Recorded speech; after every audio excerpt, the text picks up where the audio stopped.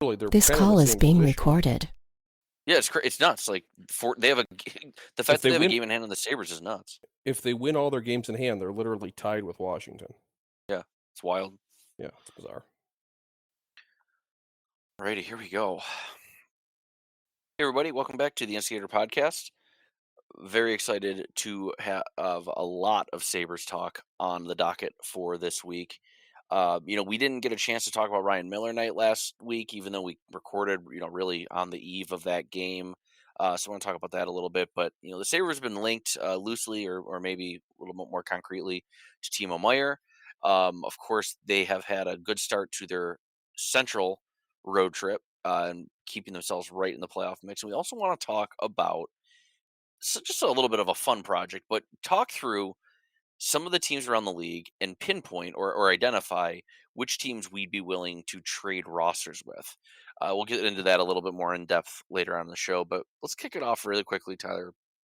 Talk about the Ryan Miller game because, like I said, we touched on it ever so briefly in last week's episode, but we had a lot of other things that we were talking about, and it just kind of got shuffled off. And we recorded on Wednesday of last week, so it just didn't work out, which is fine. I think quite frankly, the fanfare around Miller wasn't what it was for RJ Knight, in my opinion. I don't know if you feel that way. And then I think the ceremonies and even the rest of the night, the game itself, didn't unfold that way either, even though it was a very good game. Your thoughts though, how did you feel everything went, with regard to Miller? I don't know if you went or not, but how was what was your takeaway from the festivities and everything that they did to honor Miller? I did not go.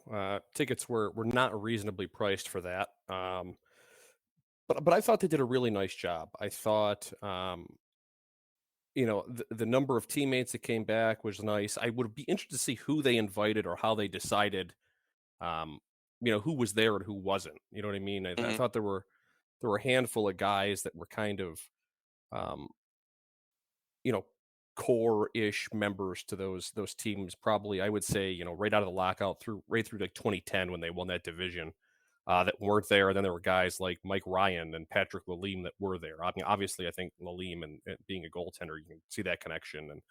But I wonder how they came up with that guest list, if you will, or if they sent out an open invite. However they went about doing that. I thought it was really cool. It seems like with the RJ night and the Miller night that the organization's kind of coming up with a bit of a formula to how they want to do these things, and that's totally okay. I think it's well done. I think it's well thought out. Was kind of surprised. I thought the video, for Ryan and with some of his teammates and Hasek and all that stuff was really nice. But again, I was kind of surprised that like Drury and Briere didn't say anything, and it was more one of those things like, oh, I wonder if they just didn't ask him or how they came up with who was in the video and who was not. But I thought the fund for that's going to benefit Carly's club and Ryan's name is was great. Overall, it was just a really good night. Really happy that they could get the win. It was funny. It was like they were about to get goalied on Ryan Miller night, and then they were able Yeah. to to win the game that they very much deserve to win. So, overall, really good night. I thought Ryan was great. I thought his speech was great. It was good to see his family there. Um, it's a family I have or had, I should say, a little bit of a relationship with when they were in town. So for me, it was extra special to kind of see them all back, and um, it was just really funny because like seeing his parents again, they literally look the same as they did, 8 or 9 years ago, which Hmm. is just Yeah. hilarious for me. But overall, couldn't get much better from the ceremony to the win. Well done all around. Yeah, they did a great job, and they've certainly, you look back to the Dominic Hasek ceremony, which we've talked about on this show, talked about on Twitter, on the blog, as something that they really missed the mark on. And again, this is with the full understanding that Dominic Hasek asked them to keep it understated. But for your second most iconic, arguably most iconic player in franchise history to have such a low key and low energy, ceremony they caught a lot of flack for that, and they've really learned their lesson from that. The Jeanneret ceremony last year was tremendous, and the emotion that surrounds just Rick Jeanneret in general, I think, had a lot to do with how that night felt. Um, and that's not to say Ryan Miller isn't a beloved piece of Sabres history for a lot of people, but certainly much different scenarios between the two. Um, but they did a great job.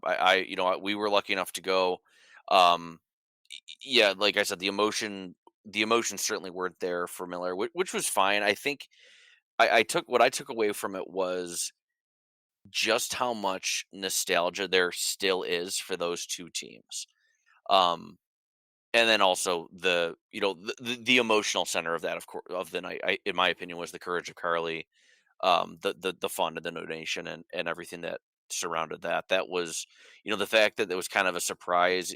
They had the cameras were on Miller in arena, and it really seemed like that caught him off guard. Um, he kept it together, emotionally, but that was the emotional center of the ceremony. But then just thinking everything surrounding the game, though, the introductions of each of the alumni, the pops that some of those guys got. Um, Paul Gostad, Jason Pominville, Hank Tallinder, like people just, really the outpouring of excitement to see those guys. That's what I took away from it most was like, wow, like, not that I should be surprised, but it was just like, wow, people really do still have such a strong connection to those two seasons and the players who made up those rosters. Um, and then it's really cool and exciting to think about because given where the Sabres game presentation and the things that they do surrounding the games have come these last handful of years, I can't help but think that they would have taken notice of that and they're going to try to find more ways to bring these guys back and to involve them in things because there was just a palpable buzz surrounding that aspect of the evening, which was great. It was really cool. My only other takeaway about the Miller ceremony, Miller night was when he called out Larry Quinn in his speech. I was fully expecting people to boo, but everyone restrained themselves, which was impressive. But it was a fun night. I'm very glad I got to partake in it, and um, I'm looking forward. I'm very interested to see what the Sabres do now because they I think it was Harrington maybe who wrote it, like, unless they have a 180 on Mike Ramsey or Alex McGillney, doesn't seem like they're gonna have any numbers going the rafters anytime soon, and, like, literally decades, potentially. Um, so with that in mind, they're gonna have to probably cook up something to have some more, special event evenings like that because they've knocked them out of the park, and the fans answer in kind. The fans I that 5:30 start for, getting in your seats or whatever it was, 6 o'clock start, sorry, for getting in your seats, was a tough ask, on a work day, on a school night, but it paid off, and the fans, showed up, like, people were ready for it, they were prepared, which you can't always count on for stuff like that, especially when you're asking people to get there early. So I do wonder if this doesn't lead to more Sabres Hall of Fame nights and things like that. But it was Yeah, a good night. It was a lot of fun. I was, I was funny you brought up the Larry Quinn reaction, and I was interested to see what the Terry Pagula reaction was going to be, Yeah. and Hmm. he was much more warmly received than he was for RJ night. That's for certain. Yes. And I totally agree with you too in terms of the Sabres Hall of Fame. How that's going to be resurrected. I assume it's now resurrected that Ryan's been inducted. Um, and I agree. In terms of just the pop that those guys got, uh, the alumni got that aren't going to be Sabres Hall of Fame. Paul Gostad is not going to be a Sabres Hall of Fame member. Henrik Correct. Tallinder is Right. not going to be a Sabres Hall of Fame member. But to see the reaction that those guys got, I do wonder if there is something that they could take. Um, I do also agree that the game pres has taken huge steps. That being said, the drop those swords thing, I could do without. And I wonder if there's a way to kind of steal from the Bills and how they do the legend of the game. And Hmm. I say that knowing it's a hell of a lot easier to get eight, quote unquote legends of the game per season than it is 41. Um, but there's got to be a way to get more alumni, especially because you and I both know, Chris, that this area in general is an area where a lot of Sabres alumni end up coming back to, end up settling in because it's just such a nice place to live. And considering the proximity to Southern Ontario, it can't be too difficult to get more than a handful of alumni back on a pretty regular basis. And I will say they have started to do that a little bit. Clint Malarchuk was back signing autographs the other night. He was on the intermission report. So it seems to me, Chris, like they're kind of doing some trial and error stuff with how they want to get the alumni more involved and seeing sort of what is well received and what kind of isn't as well received, and I'm all for that. Try to figure out which is the best way to go about getting these guys sort of reintegrated with the within the organization, kind of literally and figuratively, because we haven't heard a lot from really any of the alumni unless it was in a critical fashion over the last probably 7 or 8 years. So Yeah. any way that they're able to get back, get in the arena, get some face time with the fans, from all the decades, I think it's important to say, I'm all for. So hopefully that is something that they continue to take steps on. Yeah, yeah, and I too, I'm not a huge fan of the drop those swords. There's just nothing, you know. I mean, the sword apparatus is new to begin with, right? So it's not like there's a lot of history tied to that either. But there's nothing that ties to the team's background, whether recent or otherwise, that really makes that something that I think they should continue to do. They can feel their way through it. It is what it is. I feel similarly about playing the horn when they come out. I don't know how I feel if I would like them to keep that around or not too. All So that does is scare the hell out of me. yeah, right. It's just it's It's another reason to and I know it's coming plug your every ears. intermission, every time they come, and it still Yeah, scares the hell out of me. yeah. Just it's a choice. That's not one that I'm all about, but not everything has to be for me, I guess. So um, S- so yeah, overall, yeah, I'm interested to see what they bring back. I don't think they have to have, to your point, they don't need 41 of them, right? Like they can pick and choose Right. select games and stuff like that, and have some fun with it. So Big games, rivalry games, however they want to do it. exactly, yeah, totally.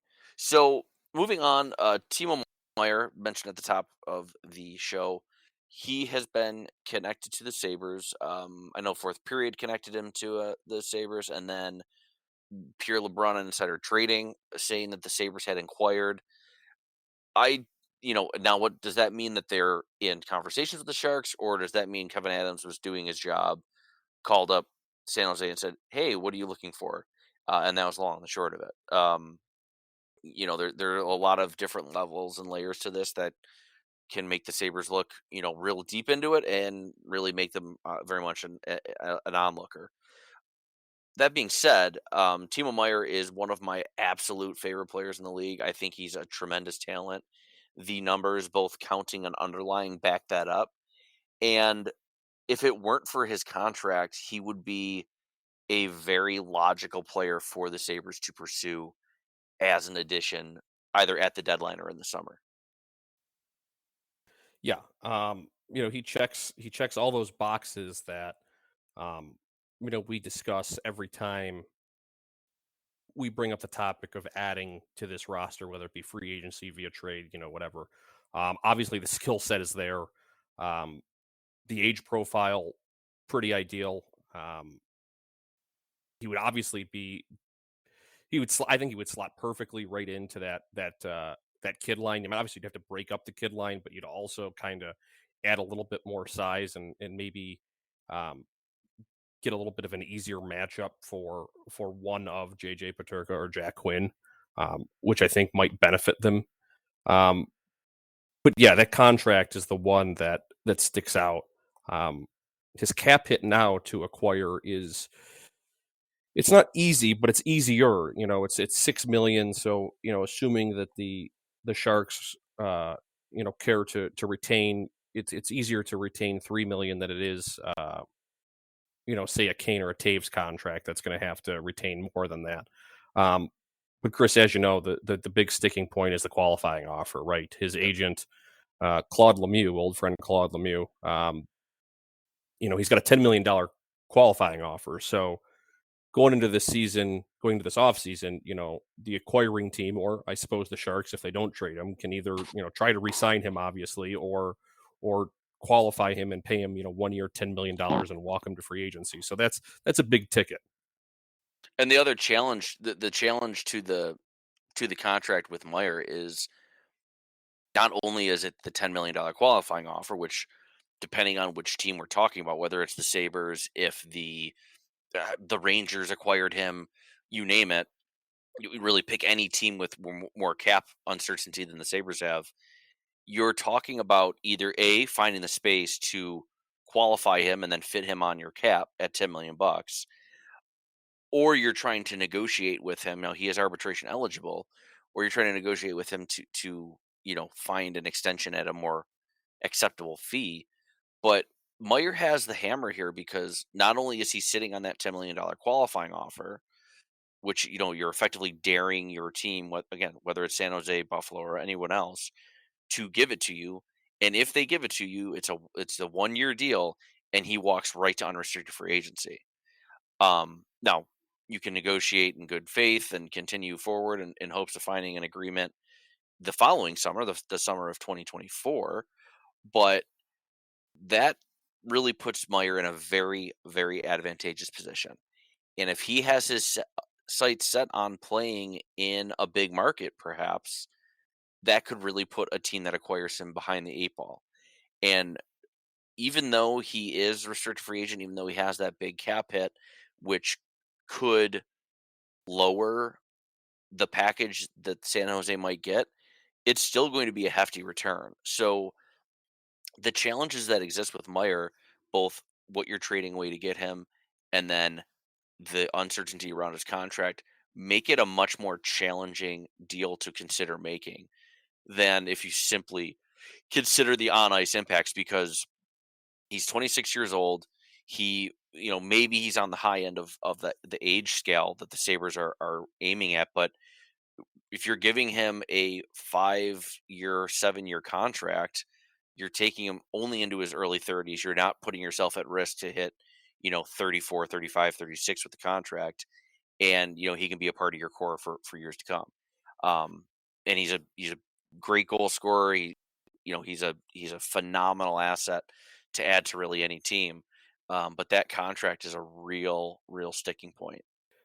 Yeah, Elliot Friedman has come out and said basically that the Sharks are willing to let teams talk to Meyer, in that, if they were to make a fair offer, an offer that the Sharks deem acceptable, with that caveat, they would allow, communication between the agent and, whomever that acquiring team would be. And, and for Meyer's, you know, just come from his point of view, everything that he has said about it has kind of been like, yeah, obviously the contract, and teams are obviously going to want to talk extension, which makes sense, and I'm open to it. So there hasn't been any of that.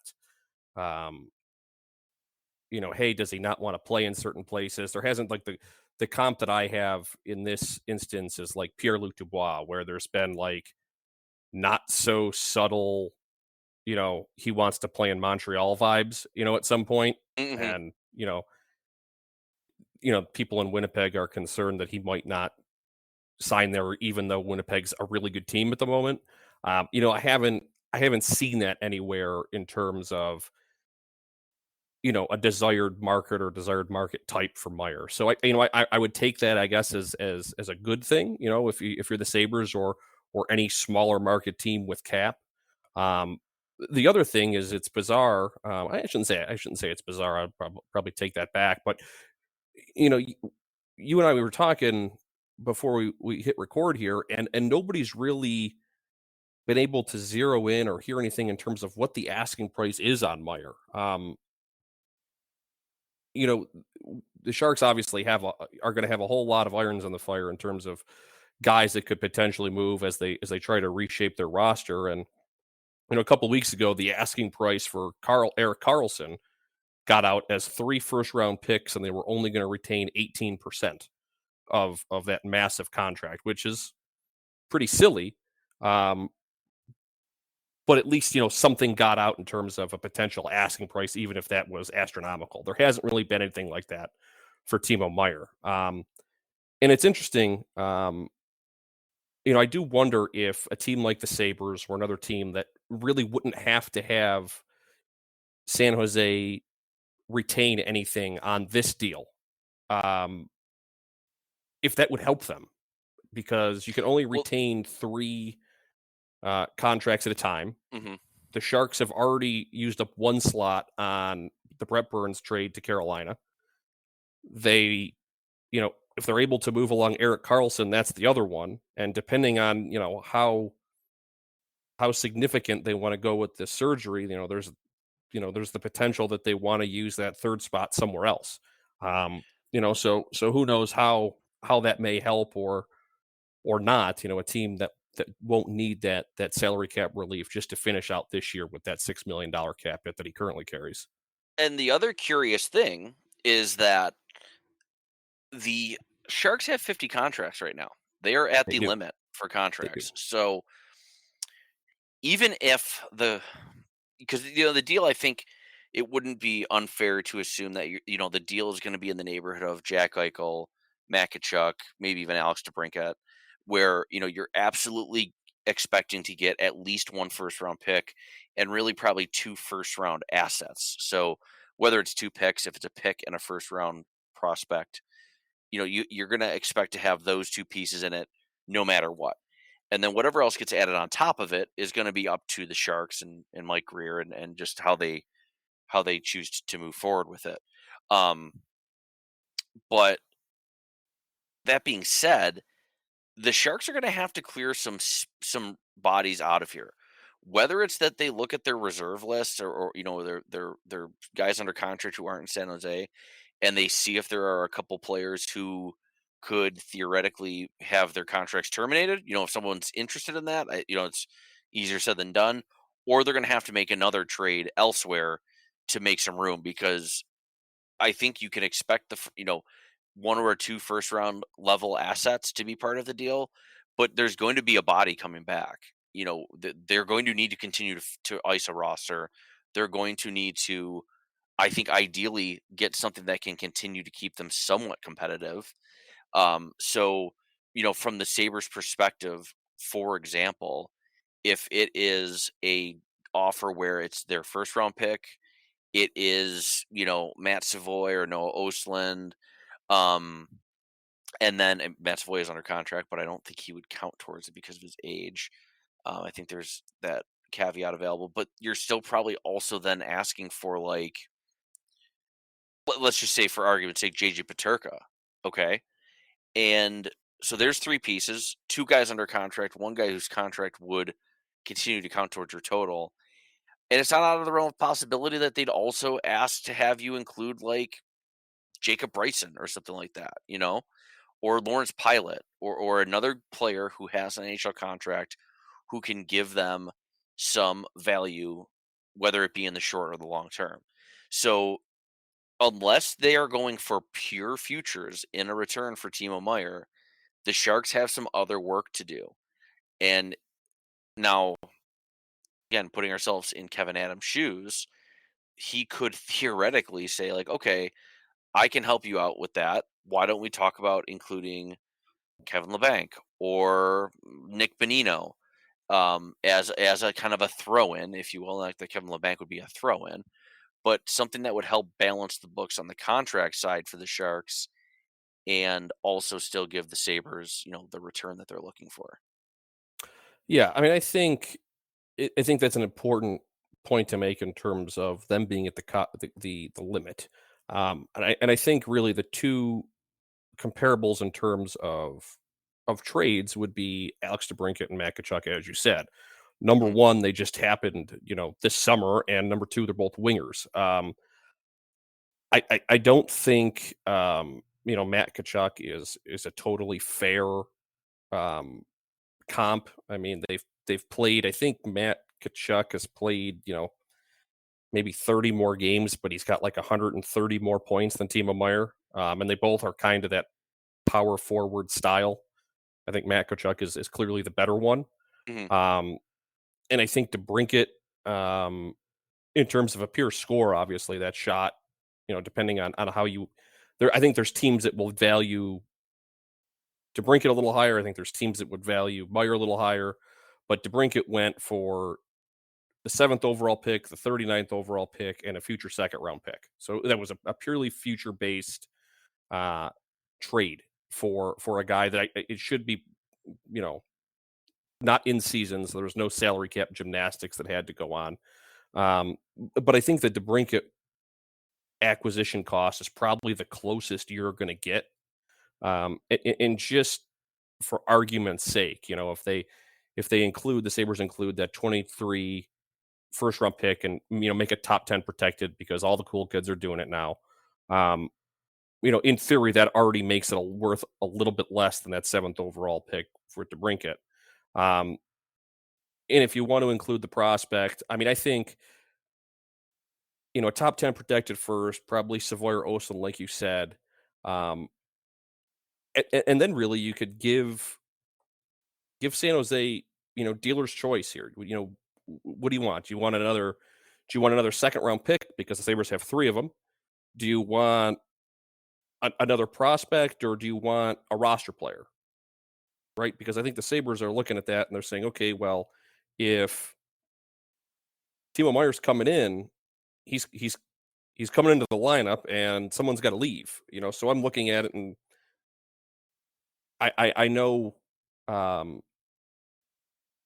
when I say this player's name, a lot of people are going to kind of chuckle and say, "Well, of course you were including this guy," but it kind of makes the most sense, I think, um, in terms of where the Sabres are and the acquisition cost. Because I think if you include, anybody from that kid line, I think you would argue that that's 3 first round assets, which I think is probably too much for Timo Hmm. Meier, Yeah. given the fact that San Jose really doesn't have a lot of leverage here.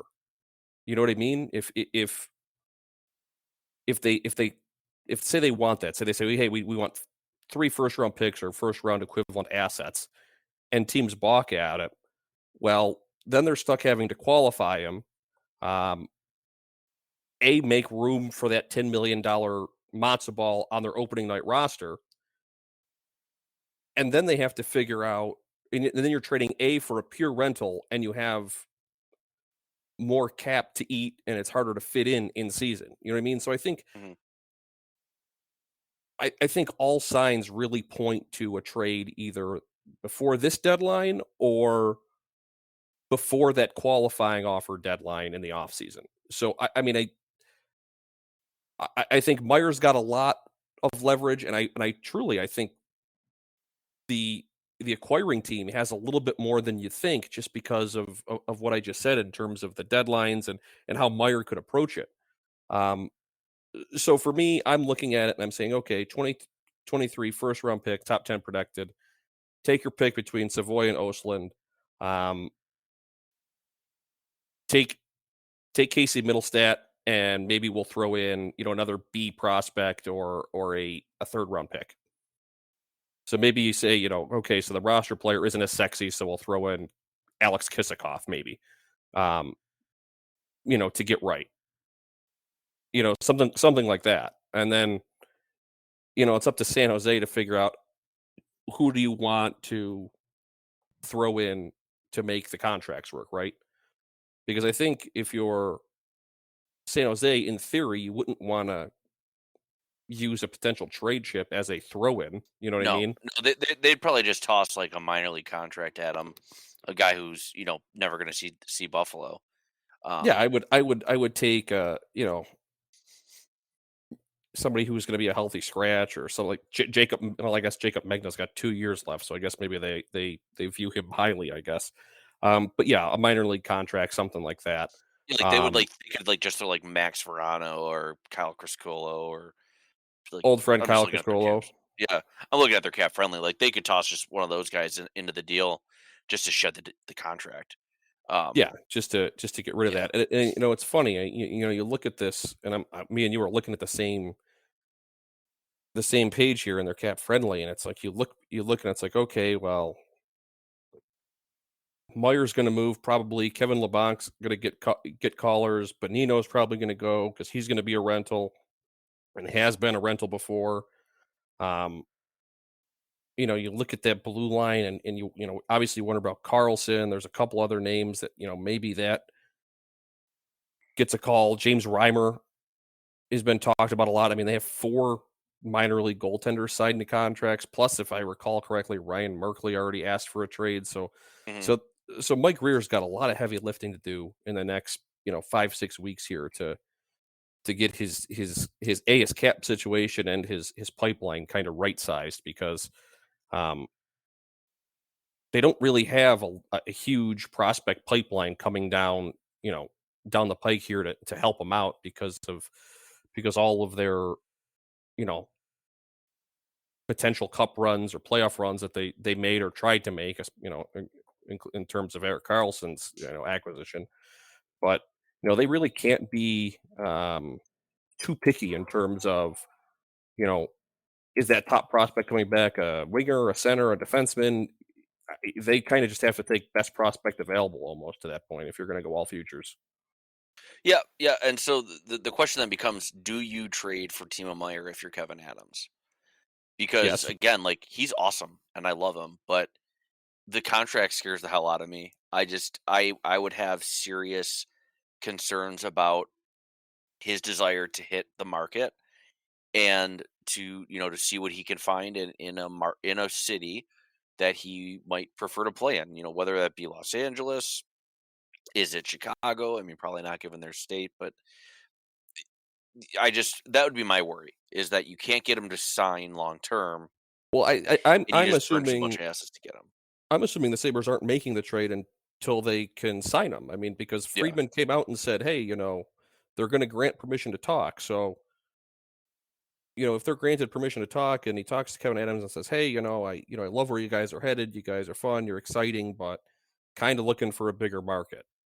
Okay, great, no problem, and the deal doesn't get done. I mean, right. I think if that paperwork gets filed with the league, it's either filed after the extension or with the extension. You know what I mean? So I don't think I'm not remotely concerned about his desire to sign long term because I think if he's shows up wearing a Sabres jersey, he's showing up wearing a Sabres jersey with a 6, 7, 8 year extension in his hand. And to be honest with you, I'm not that really concerned about the cap hit either because the cap, we keep saying it every year, but the cap is going to go up. We talked about his age. I mean, his production is going to be there. Um, and like I said, I just picture him on the wing with, um, Dylan Cousins and like JJ Paterka or Jack Quinn, and I'm just like, yeah, like that works for me. Would very much like that. Yeah. Like Yeah, no, Quinn, I love him. If assuming the contract is, assuming they can extend him, absolutely no question. Like yeah, he's absolutely a player that they should be pursuing and pursuing, with great interest. The contract's just the scary part. So, um, I hope they can get something done. That'd be a hell of a way to celebrate whether it be the deadline or in the summer. But he would be a terrific, terrific addition. yes, he would. Um, Speaking of which, thinking of this team, um, plenty of scoreboard watching going on. Just to provide everyone a very brief update because it's been a while since we've done this. The Sabres currently 53 points. They are 3 points back of the Capitals for the final wild card spot. The Caps and the Pens are actually tied with 56 points. The Sabres do still have some games in hand that they can play with. They are 1 point above the Florida Panthers currently, 2 points above the New York Islanders. Detroit and Philly are a little bit further back. They have 48 points. They're in a funny spot, especially Detroit, because Detroit has games in hand too. They even have a game in hand on the Sabres, despite Buffalo's postponements. But they're in a funny spot because they're kind of on the outside of the wild card race, being 8 points back of the Capitals and the Penguins, but they are a couple of wins away from leapfrogging, a couple teams ahead of them. So there's still a little bit of a logjam in the standings at this moment. Whether or not these teams further separate themselves, I'm not sure. But the Sabres got this road trip off on the right foot. Um, they've continued some really positive momentum, and it's really nice to be able to be like, okay, like who's playing tonight, and who do we need to root for in terms of the Sabres' best interests. Really the three big competitors here. Well, we should say four because the Islanders are very much in this too. Of course, it's the Islanders, the Panthers, the Capitals, and the Penguins right now. And the bottom line is you do not want overtime, and you do not want, of course, them to win in regulation. Those are the that underline that right now if as your scoreboard watching on a night to night basis. Yeah, I mean, as this, I actually put on Twitter today. It's bizarre to be scoreboard watching and watching you know games from around the league and not be doing your draft research and scoreboard watching for good reasons this time, as Mhm. opposed to I hope these teams lose or hope these teams win so the Sabres can so they can pass the Sabres in the standings. And now we're doing it for all the right reasons here. And as you said, I think Detroit and Philly are kind of in my opinion, Detroit and Philly are like that 6-8 NFL team that just has to be in the Yeah, hunt they're on the graphic graphic, just to yeah. fill it out. But I think they're pretty dead. And well, the Islanders aren't dead yet. I think they're on life support here. They're losing to the Senators right now as they near the end of the second period, which is most welcome. They've lost five in a row. Some fans are chanting to fire Lou. So there's some discontent growing on Long Island, and I be interested to see what they do. With their roster in the coming weeks here, because I think they're really going to have to go on a run, not only to just kind of stay in the conversation, but to kind of prove that they deserve to have assets spent on a playoff push here. So for me, yeah, I mean, obviously Pittsburgh and Washington, and then the Panthers for me are the team that despite having played a couple more games in the Sabres, I just look at that roster and the talent and where they are in the standings, and it doesn't add up to me. You know what I No, mean? I just look yeah. at it and I'm like, how is a team with these players down there? Um, so as you said though, the Sabres, we were talking last week, and I said, Jesus, if they can get 5 out of the 8 points for this road trip here through the Central Division, I'd be thrilled. And here we are. They've got 4 out of 4 so far. So um, right on course here to keep going and to really finish strong here before the All-Star break, because I think they got the 2 road games in Winnipeg and Minnesota. They come home for the Hurricanes, and then they are, the All-Star break, and then they're bye, I think, as well, because they're off from, I think, the 1st of the month through, like, the 11th. So I think their All-Star break is a little more extended than the rest of the league here. So, um, if they're able to collect a couple more points here on the road and finish on a high note, and, it'll be interesting to see what they come back to. When you have, I mean, they're not gonna have a whole 10 days off because the league will be on the All-Star break, but even, that extra 3 or 4 days off, some teams will have played, and it'll be interesting to see what those standings look like, the morning of the 11th here when the Sabres go to the rink for their morning skate. Yeah. Yeah, if they can one more win on this road trip would make it a hell of a road trip for them. And Um, Minnesota's real winnable. They're yes, not I playing agree. well. Yeah, that's the game of the 2 left, certainly, and we talked about this last week, is the one you'd hope and almost expect them to come out and perform well in. What they can do against Winnipeg on Thursday night, TBD. But yeah, what another win on this road trip would be terrific. Really, really terrific for them. Um, so we'll see what comes out the other side here. So last thing we want to talk about, and kind of I don't know if our main topic, because I think Timo Meier I feel like is pretty big news here, but wanted to have a little bit of fun because this has been a really enjoyable season to watch for the Sabres. There are so many good signs virtually everywhere on the roster, and the bus is being driven by their stars, and they are young stars who by and large have either they're locked up long term or they're about to be. So with that in mind, this is a roster that a lot of people, really should be excited about. And I think they are. But, the Sabres are still, there's still some warts. They still have their issues. Goal prevention, obviously, still a problem here. And they're not at the top of the standings, right? They're not, sitting pretty, a 2 or 3 seed. But at the same time, there's so much to like about this team, both at the NHL level and through their pipeline. So, what I'd like to do is talk a little bit about. And it's just completely hypothetical, of course, because to actually be able to execute it is would be preposterous. But which NHL teams would you trade places with? I shouldn't say trade places with, but trade rosters with. So you're turning the video game console on, and instead of playing, you want to be the Sabres, you want to represent the hometown team, but which roster would you rather completely import and send away Buffalo's NHL roster to? And the reason that I wanted to do this is because as I was thinking about it, and before we even talked about doing this for the show, I was thinking, I'm like, I feel like there aren't that many teams out there that you'd look at and say, yeah, no question, make the trade tomorrow, send them away. See you, Rasmus. See you, Tage. It was nice knowing you. 32 NHL teams. I confidently can say that there are 17 of them, no question, wouldn't even entertain the thought of it.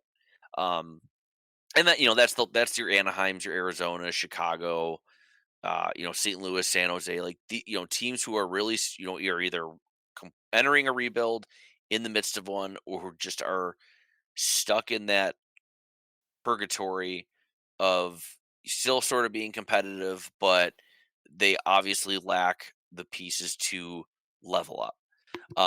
So I have at least 17 teams on my list. That list is probably closer to 20, who I wouldn't even bother considering.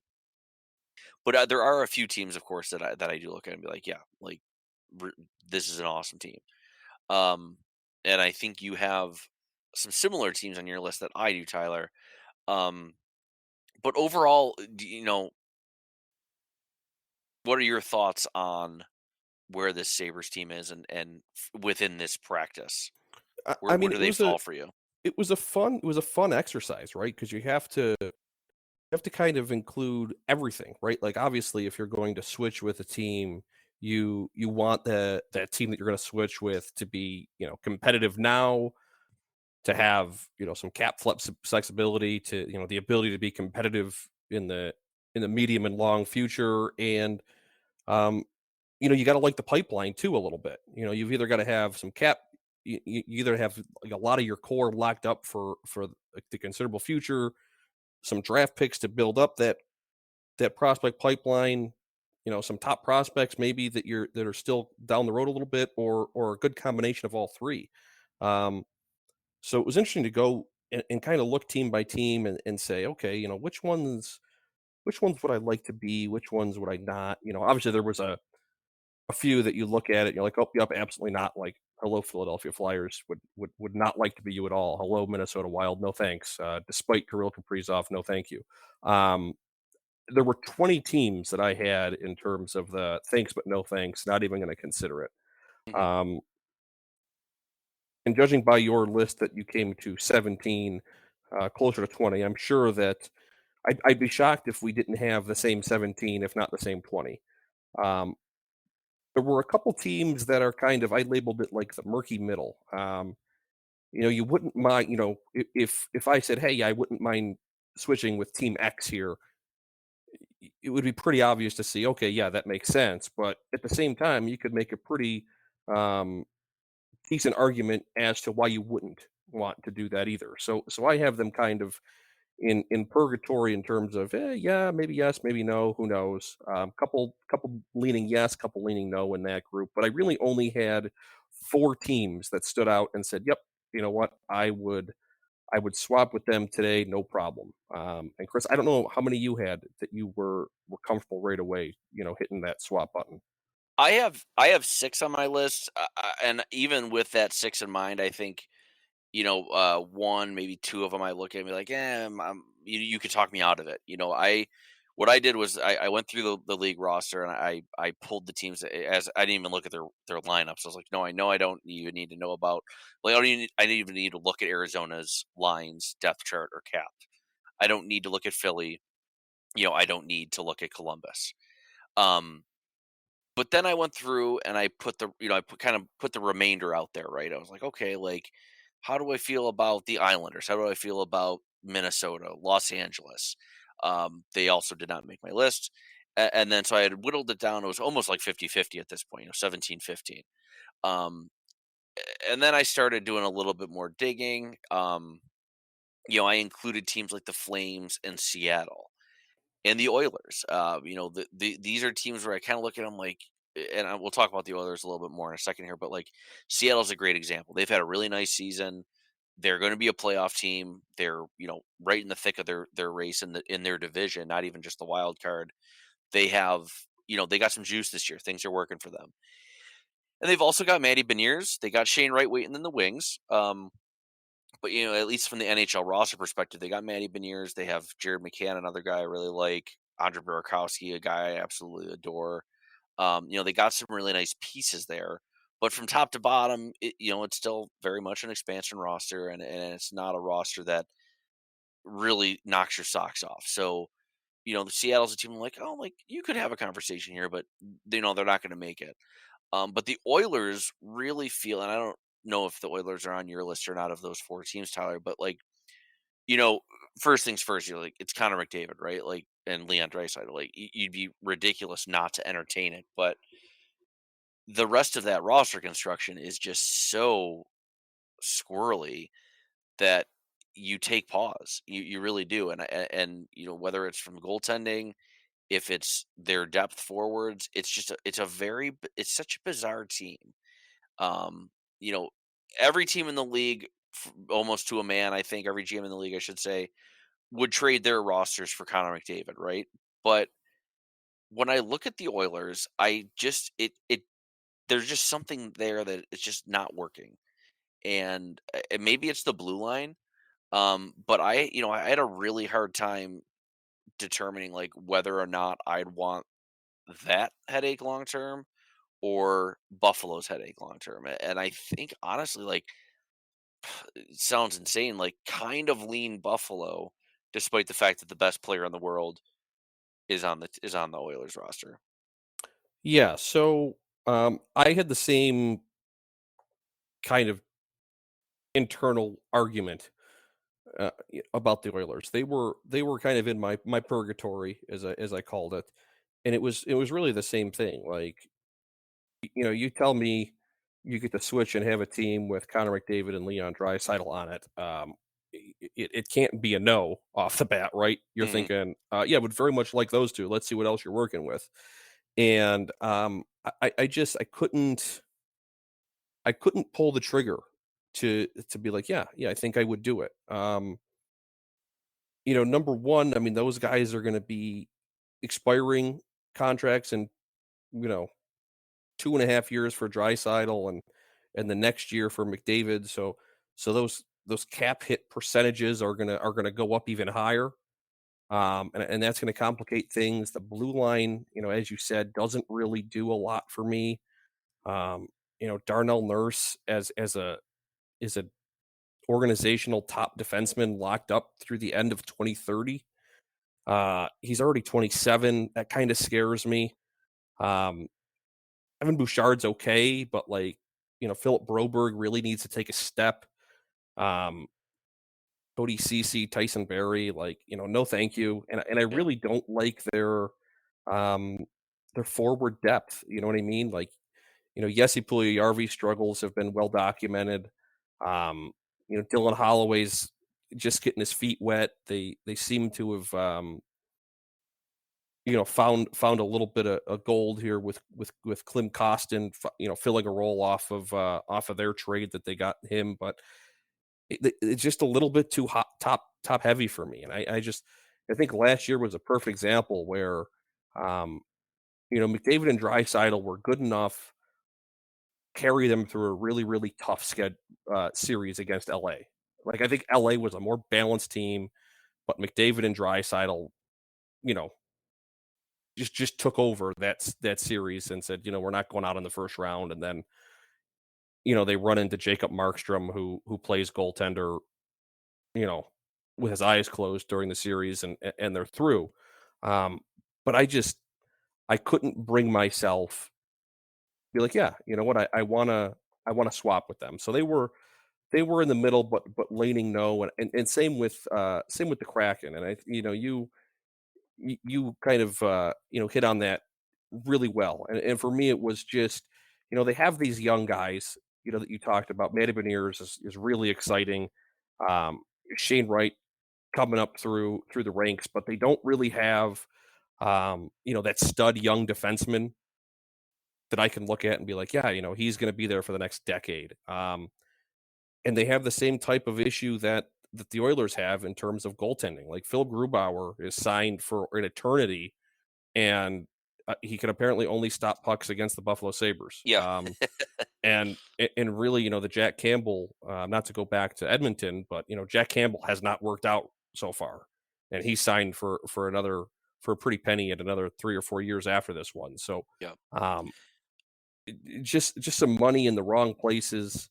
Um, there is some draft capital a little bit here to round out the pipeline if I were to take over Seattle. But um, you look at that and you're like, okay, well, you got Beniers, okay, you've got Shane Wright, who I still think is going to be a really nice player, and that'll go well. And David Goyette, okay, maybe down at the center position, but you compare that with what the Sabres have to offer in terms of Cousins, Quinn, Paterka, Tage, Darlene, Samuelson, Power, um, all the guys in Rochester, Yuri Kulich coming up, Savoy, Oslin. Like I can't turn that down for Seattle. Oh, absolutely, and that's why and that is even a better point I think to lodge to the likes of like the Bruins roster, the Penguins roster, even like the Jets roster. Who if you go player by player, like okay, could you stand to lose Alex Tucker, Jeff Skinner in exchange for Kyle Connor? Would you rather have Brad Marchand or Jeff Skinner? Like relatively easy answers, yes, from a pure talent and the player profile perspective. But like if you look at this, if you lay this out, 2, 3 years, 4 years down the line, the Bruins are going to look a lot thinner. If is David Krejci going to come back for another year? Is Patrice Bergeron?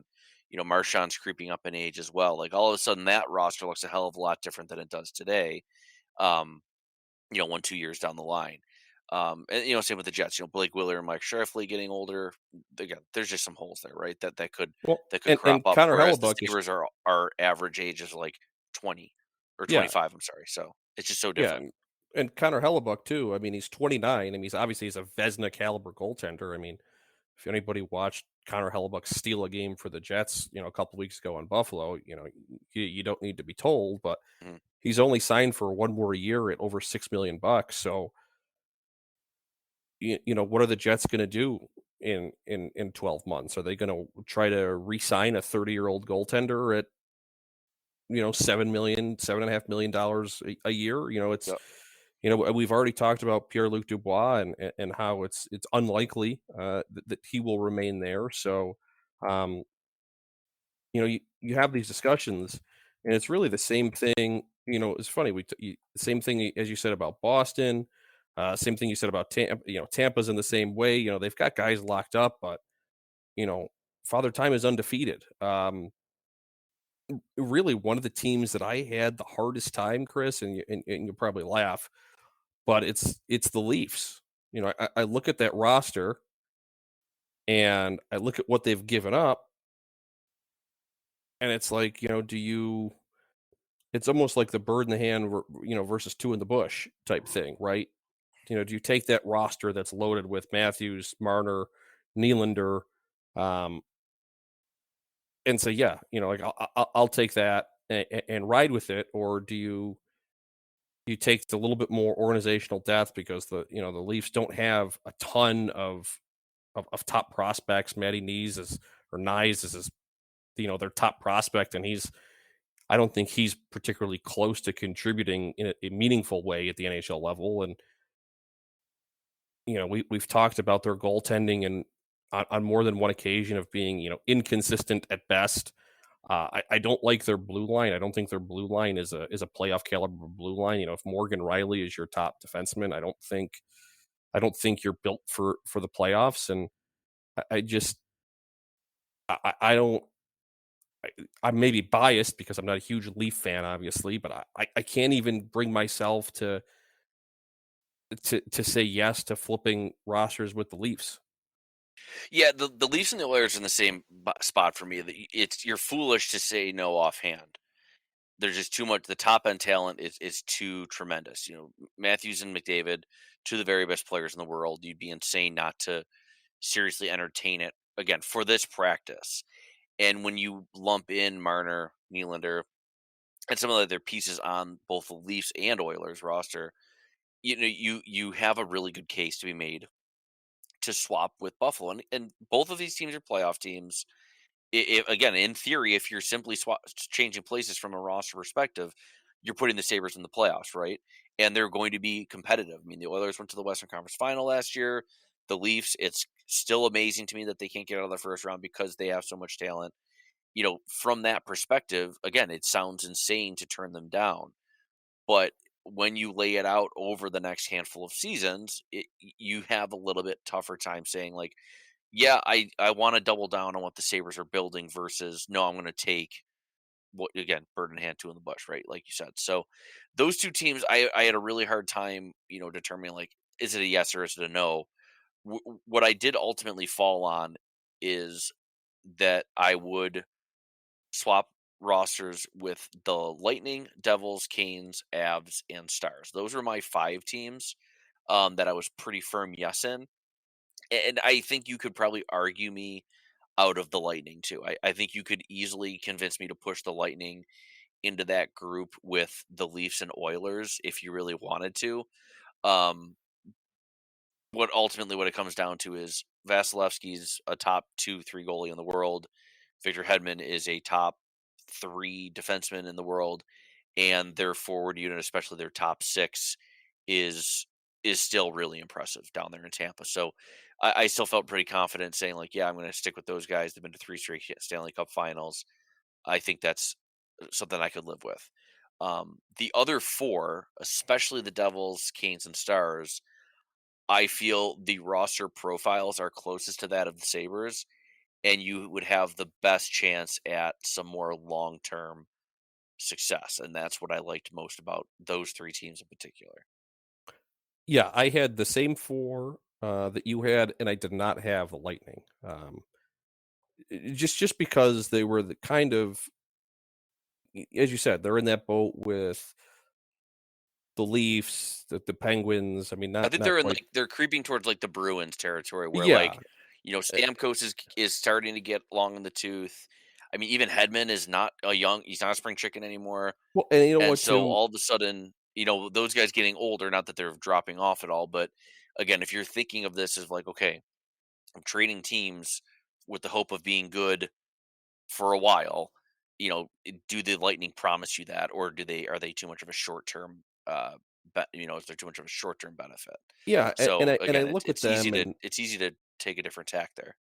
yeah, and I look at, like, the overall ages of, like, Kucherov and Point and Stamkos and those guys, and they're not 38 years old. It's not Patrice Bergeron and David Krejci. Yeah, Um, Steven Stamkos feels like he's been in the league 30 years, but he's 32. Um, but they've played so much hockey over the last 3 years. They basically played an extra season, you know what I mean? Um, Hedman has not had a great year. You look at his numbers, both counting and the fancy stats. They're not typical Hedman numbers. And I just wonder, you look at those age profiles and well, they're not, I think, at the age yet where you're like, okay, well, this is inevitable. Like, this guy's 34 years old and he's playing at this level. Like, I go back to that Bergeron, where it's like this is the year he falls off. I don't think we're having the this is the year conversation with like 29-year-old Nikita no, Kucherov or yeah, or even Steven Stamkos, but um, the amount of hockey that they've played, I think they're not on the 18th hole, but they're certainly not teeing off. You know what I mean? They're probably Mhm. they're on the back nine. Let's put it that way. Yeah.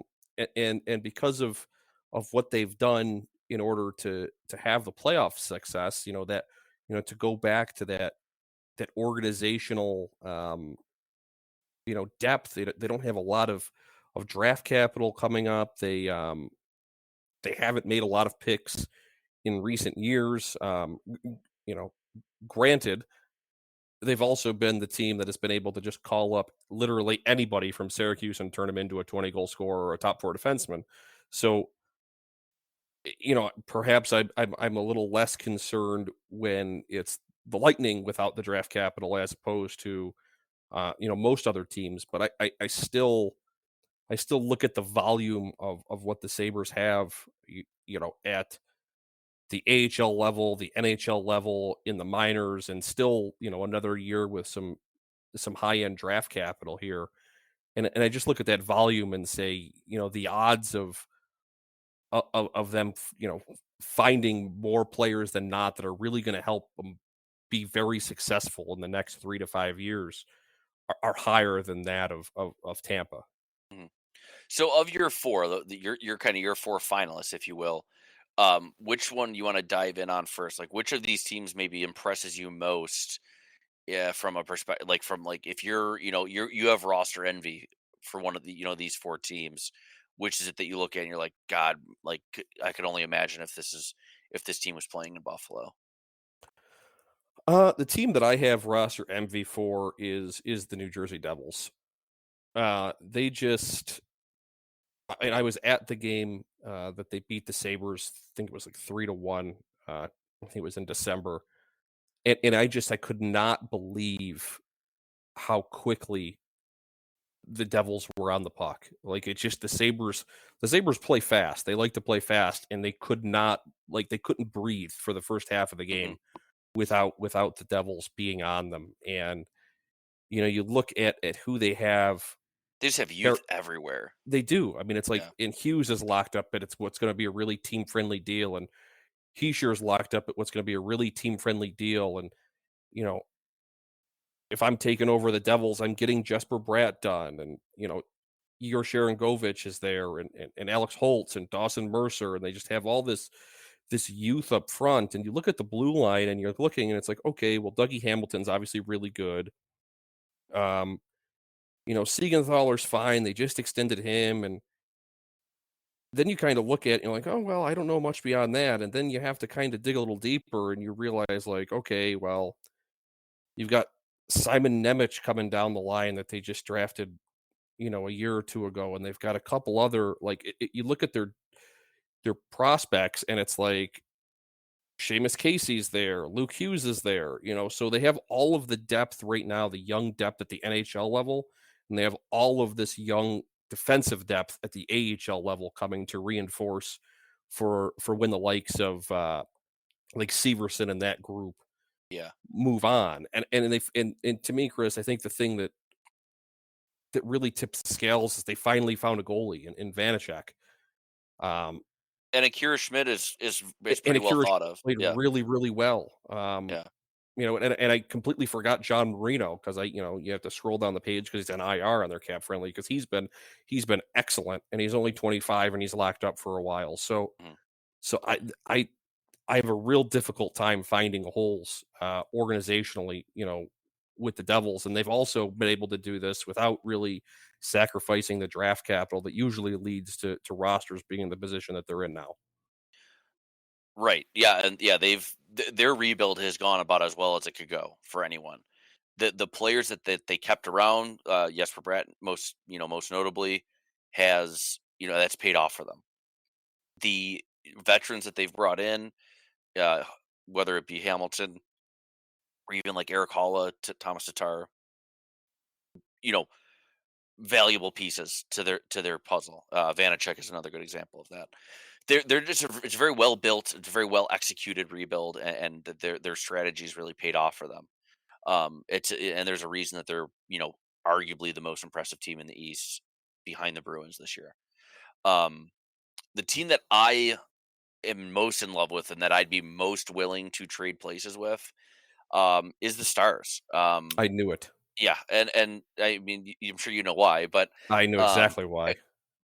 actually, maybe you don't. So I mean, Rupe Hintz is obviously one of my absolute favorite players, but it's Jake Ottinger is Yep. really what tips the scales. So um, the only potential downside to this is that Tyler Seguin and Jamie Benn are they're getting on in years. You know, their prime's behind them. You know, they're creeping up on a point where they're going to be probably eyeing retirement or simply tailing off. But Jason Robertson is a cornerstone piece. Rupe Hintz, cornerstone piece.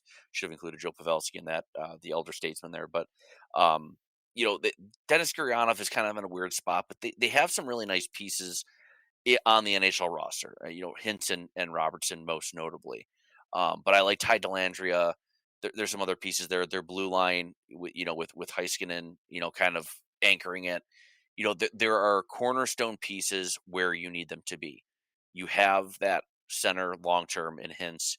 You have a long term cornerstone defenseman in Heiskanen.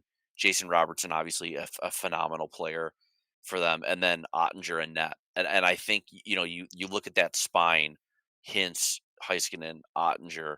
It's really you could really hang your hat on that. You could feel really confident in what that group can give you. Um, and they do have a couple of they've made a couple nice picks in the draft recently. I think Logan Stankoven's a really interesting player. So do I. Um, I think he could really be a nice piece for them. Thomas Harley as well, another guy who you look at and be like, okay, like you can see what they're going for there with those guys. You could feel pretty good about what those two do, especially. Liam Bichel, kind of another curious one from this past draft, a piece who could really pay off for them. So, yeah, like plenty to be impressed with. And like I said, I'm gonna go.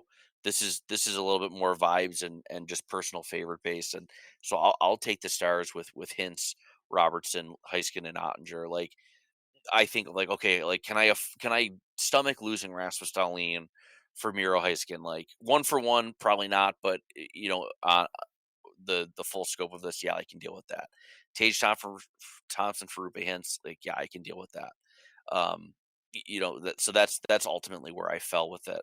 Um, but there's plenty to be said though for the Avs, for the Canes. I mean, I think what's most notable here, and I'm very curious to hear what our listeners and those of you who follow along like on Twitter as well would think, and I'll put this on Twitter to see what the results are. But what's most notable to me is that we kind of had a hard time finding more than like 5 or 6 teams that you'd confidently switch places with.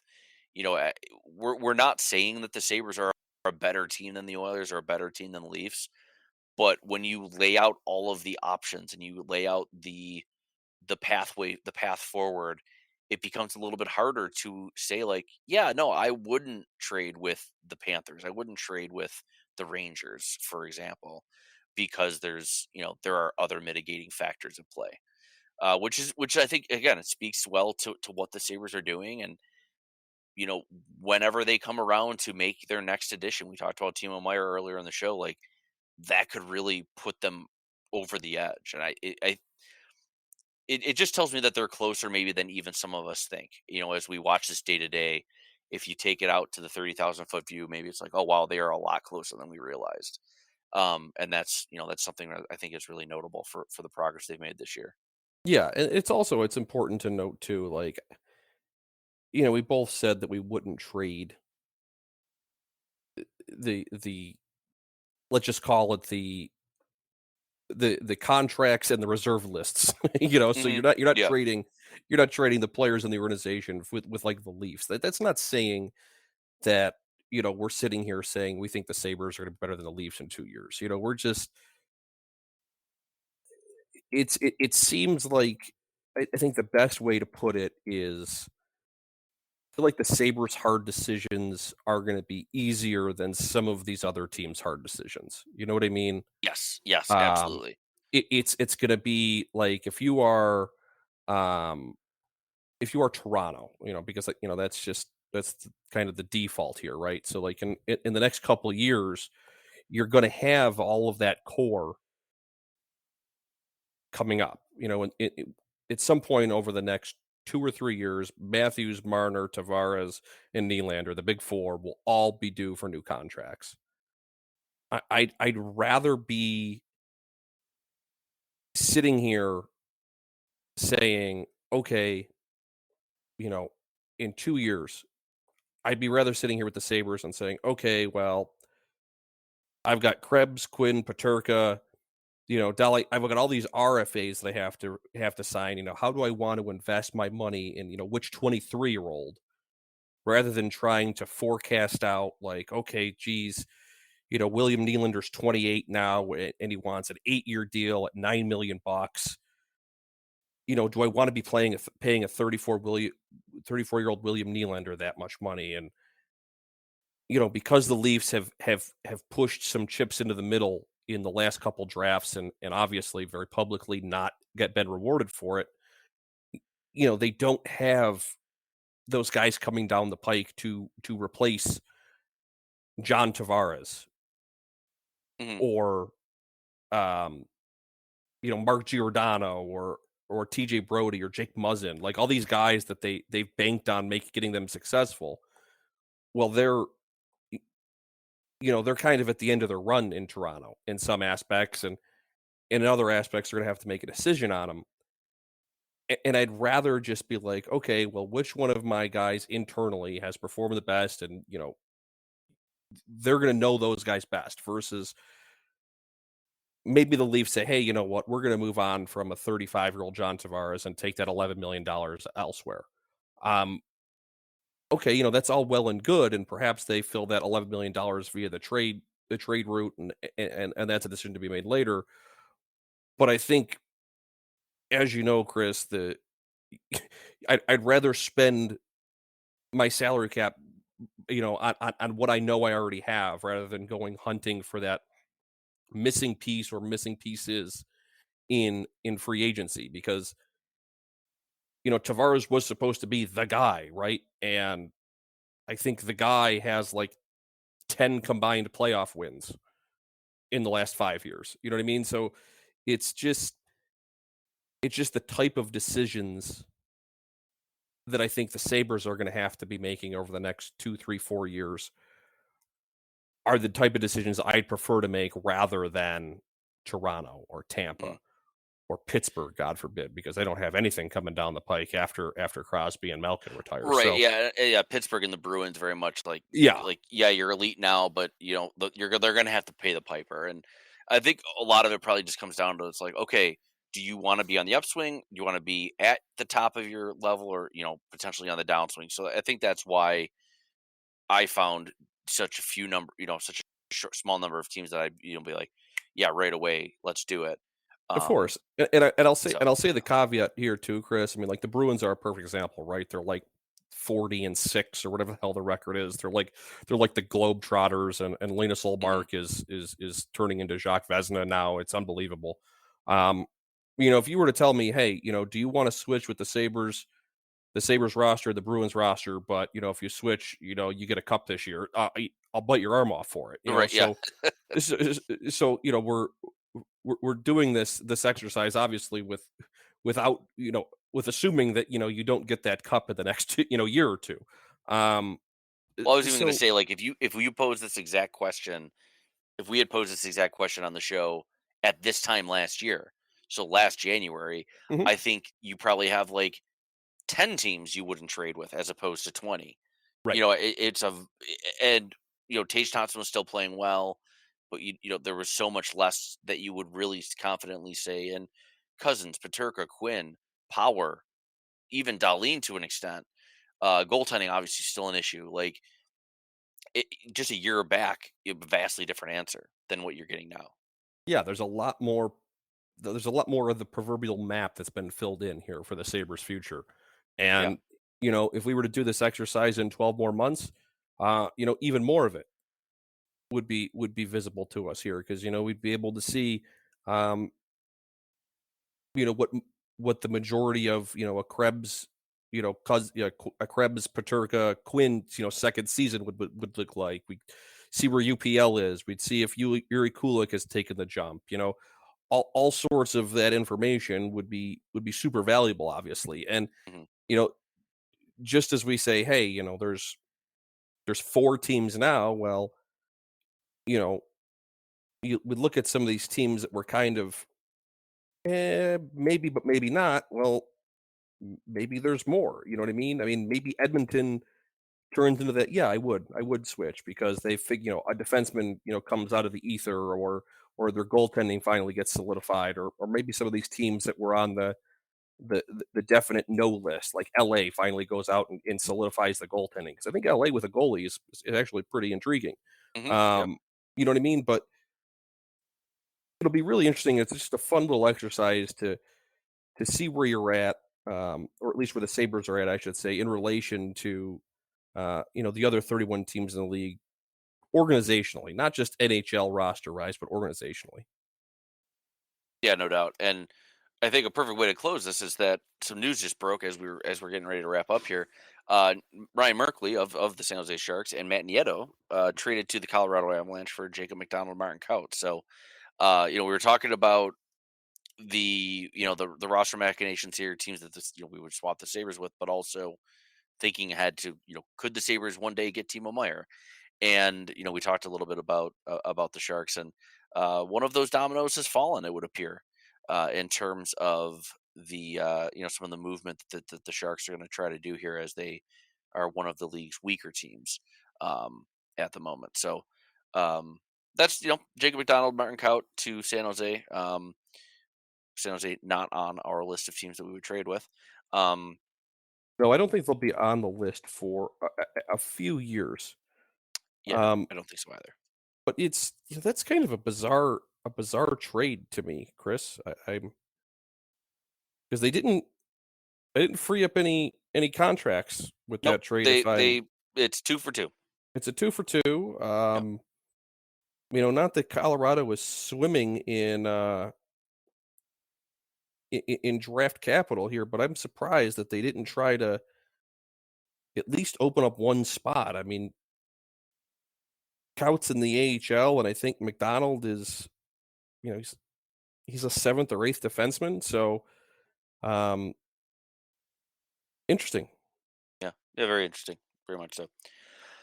But we'll wrap up. Appreciate everyone tuning in. Very curious to hear anyone's thoughts on who you might trade the Sabres roster for, if anyone. Don't blame me if you have zero on your list. That's totally understandable. We'll be back next week. Appreciate everyone tuning in and sticking with us for a slightly longer episode this week as we played out that little exercise. And we'll talk to you soon. So long.